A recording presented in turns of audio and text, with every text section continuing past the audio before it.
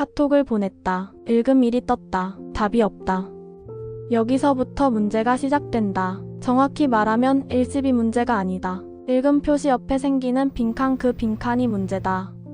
뇌는 이 빈칸을 거절 신호일 수도 있다고 해석하기 시작한다. 10분 동안 폰을 4번 확인했다. 채팅방 들어갔다 나왔다. 화면 껐다가 다시 켰다. 아무것도 변하지 않았는데 또 확인한다. 대부분 이걸 내가 예민한 거겠지로 넘기는데 그게 아니다. 이건 예민함의 문제가 아니라 뇌가 불확실성을 처리하는 방식의 문제다. 참고로 이건 진단이 아니다. 불안이 생기는 심리 구조를 설명하는 거다. 오늘은 이 구조를 정확하게 분해한다. 먼저 기본 전제를 하나 깔겠다. 상대는 밥을 먹고 있을 수도 있다. 회의 중일 수도 있고 단순히 까먹었을 수도 있다. 객관적으로 보면 일십은 아무 일도 아닌 경우가 대부분이다. 근데 뇌는 그렇게 처리하지 않는다. 정보가 비어있으면 뇌는 그 빈칸을 자동으로 채운다. 그것도 대부분 최악의 방향으로. 심리학에서 이걸 불확실성 회피라고 부른다. 쉽게 말하면 이거다. 모르는 상태가 너무 불편하니까 차라리 나쁜 결론이라도 내려서 확정 짓고 싶은 거다. 결론은 하나다. 뇌는 모름을 위험으로 번역한다.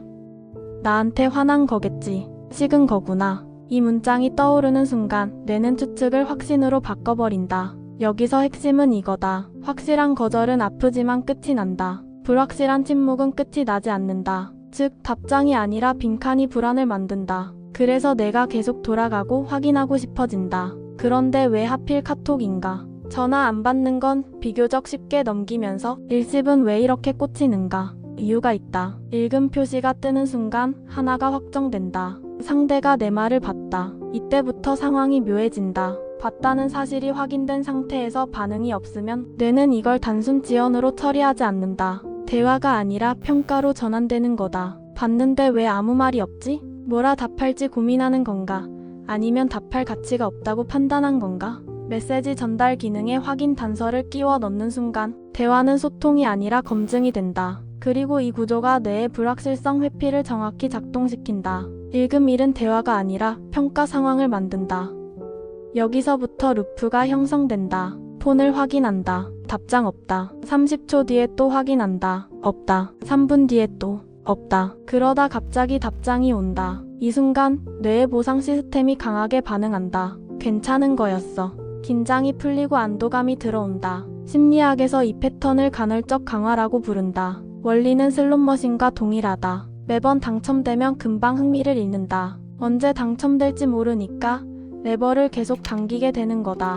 답장도 똑같다. 언제 올지 모름이 확인을 반복시키는 연료다. 언제 올지 예측이 안 되니까 폰 확인이라는 행동 자체가 반복 강화된다. 확인 없음 불안 상승, 다시 확인 없음 불안 상승. 이게 루프의 시작점이다. 이 시점에서는 답장이 올까를 확인하는 게 아니라 확인하는 행동 자체가 불안을 일시적으로 낮추는 수단이 되어 있다. 여기서부터는 의지가 아니라 패턴이다. 그래도 확인해야 마음이 놓이잖아. 이 말이 맞는 구간은 딱 5분이다. 프로필 들어가서 접속 시간을 본다. 아, 바쁜가 보다. 잠깐 안심. 3초 뒤 다시 생각이 든다. 바쁜데도 접속은 했잖아. 근데 왜 나한텐 답이 없지? 상태 메시지가 바뀐 걸 발견한다. 살아있네. 안심. 그 직후 또 올라온다. 살아있으면서 왜 읽기만 하고 답을 안 하지? 이게 안전행동의 역설이다. 불안한 사람은 확인을 통해 안심하려 하지만 확인하는 행동 자체가 뇌에 이런 신호를 보낸다. 이 상황은 확인해야 안심되는 상황으로 굳어진다. 결과적으로 확인할수록 뇌는 이 상황을 더 불안한 상황으로 학습한다. 단기 안심, 장기 악화. 안심을 얻으려고 확인하는데 확인이 불안을 유지시키는 연료가 된다. 확인은 해결이 아니라 유지장치가 된다. 이 루프가 가장 심해지는 시간대가 있다. 밤이다. 불을 끄고 누웠는데 낮에 보낸 카톡이 갑자기 떠오른다. 그 말투가 이상했나? 키읔키읔을 안 붙였어야 했나? 마지막 문장이 너무 딱딱했나? 이게 반추다. 해결되지 않은 생각을 반복적으로 돌리는 것. 같은 지점을 계속 맴도는데 결론은 나지 않는다. 이유는 두 가지다. 첫째, 미해결 루프. 뇌는 완결되지 않은 과제를 우선 처리하려는 경향이 있다. 답장이 오지 않은 대화는 미완결 상태로 남아있기 때문에 다른 자극이 없는 밤에 자동으로 올라온다. 둘째, 인지 조절 저하. 낮에는 바쁜가 보지 정도로 넘길 수 있던 걸 밤에는 뇌의 조절 기능이 떨어져서 그게 안 된다. 정리하면 이거다. 밤은 불안이 커지는 시간이 아니라 억제가 약해지는 시간이다. 이불 속에서 화면 밝기 최소로 줄여놓고 채팅방을 위아래로 스크롤하고 있는 새벽. 그 시간에 이성적 판단을 기대하는 건 구조적으로 무리다. 여기까지 듣고 나만 이런 건가 싶을 수 있다. 아니다. 이건 뇌의 기본 반응 패턴이다. 다만 이 루프에 더 쉽게 빠지는 사람이 있다. 관계에서 확신을 잘 느끼지 못하는 유형. 심리학에서 애착 불안이 높다고 표현하는 사람들이다. 구체적으로 이런 경우다. 상대가 이응키응만 보내도 화났나?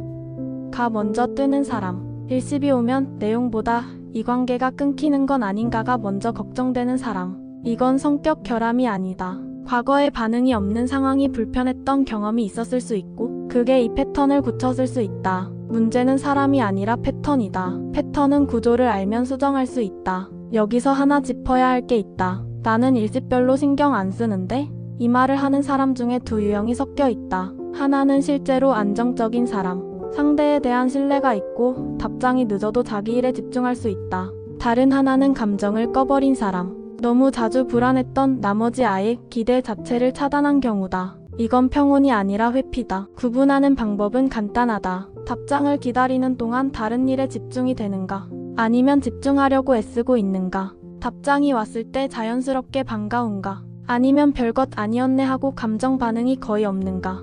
편해서 내려놓은 건가? 무거워서 포기한 건가? 첫 번째라면 괜찮다. 두 번째라면 불안이 사라진 게 아니라 형태가 바뀐 거다.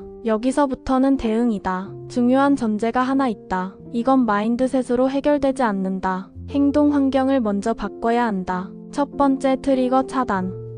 전체 알림을 끄는 게 아니다. 일십이 유독 불안한 그 사람, 그 채팅방 알림 하나만 끈다. 알림이 울리지 않으면 확인 충동의 시작점이 약해진다. 그리고 폰 위치를 바꿔라. 침대 옆에서 책상 위로. 손 닿는 데 있으면 무의식으로 짚는다. 물리적 거리가 행동 장벽을 만든다. 마지막으로 확인 규칙. 확인하지 마는 실패하는 규칙이다. 대신 45분에 1번만 확인한다. 금지는 못 지킨다. 규칙은 지킬 수 있다. 두 번째 상상 멈춤. 일십 불안의 대부분은 현실이 아니라 머릿속에서 만들어진다. 그러니까 시나리오를 멈추는 기술이 필요하다. 불안한 생각이 올라오면 그 생각을 그대로 적어라. 지금 나는 상대가 나를 싫어하게 됐을 수도 있다고 생각하고 있다. 이렇게 적는 순간 뇌는 그 생각을 경험이 아니라 관찰 대상으로 전환한다. 짧게 해도 된다. 이건 사실이 아니라 빈칸을 내가 채운 거다. 지금 내가 체악을 돌리고 있다. 이 한 문장이면 충분하다. 그리고 예측을 점검해라.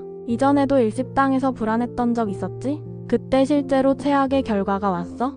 대부분 오지 않았다. 이 기록이 쌓이면 뇌의 자동 예측이 교정되기 시작한다. 반주가 시작되면 타이머를 3분 맞춰라. 3분 동안만 이 생각을 한다. 3분이 끝나면 다른 행동으로 넘어간다. 걱정의 시간 제한을 거는 순간 무한 루프의 종료 조건이 생긴다. 세 번째, 관계 행동. 이게 가장 어렵고 가장 효과가 크다. 핵심은 한 문장을 전달하는 거다. 추궁이 아니라 정보 전달. 비난이 아니라 경계 설정. 나 답장 좀 늦으면 신경 쓰이는 편이야. 바빠서 그런 거면 전혀 괜찮은데 한마디만 해주면 나 되게 편해질 것 같아. 이 문장이 하는 일은 명확하다. 빈칸에 규칙을 넣는 거다. 기준선이 생기면 뇌의 불확실성 반응이 줄어든다. 그리고 하나 더. 이 문장을 전달했는데도 반복적으로 무시하거나 비꼬면 그건 답장 텀의 문제가 아니다. 관계 자체의 신호를 다시 봐야 하는 상황이다. 그때는 상대를 바꾸려는데 에너지를 쓰지 말고 내 확인 루프를 끊는 쪽에 자원을 집중하는 게 이득이다. 마지막으로 상대의 속도를 인정하는 작업이 필요하다. 이 사람은 원래 답장이 느린 사람이다. 이걸 받아들이는 순간 느린 답장은 비정상이 아니라 이 관계의 기본값이 된다. 빈칸이 불안한 건 빈칸의 의미가 정해지지 않았을 때다. 의미가 정해지면 빈칸은 그냥 공백일 뿐이다. 정리하겠다. 일십이 불안한 건 일십 때문이 아니다. 읽음 표시가 만든 빈칸, 그 빈칸을 내가 체악으로 채우는 구조, 그리고 확인이라는 행동이 그 구조를 유지시키는 루프. 이 세 가지가 문제다. 끊는 방법은 3단계다. 환경을 바꿔서 트리거를 줄이고 머릿속 시나리오를 문장으로 꺼내서 멈추고 상대에게 한 문장을 던져서 빈칸에 규칙을 넣는다. 한 문장으로 요약하면 이거다. 답장이 늦어서 힘든 게 아니라 빈칸을 확인으로 메우려 해서 힘든 거다. 오늘부터 하나만 해봐라. 폰을 확인하고 싶은 순간이 오면 3초만 멈추고 한 가지만 점검해라. 지금 내가 확인하려는 건 답장인가, 안심인가?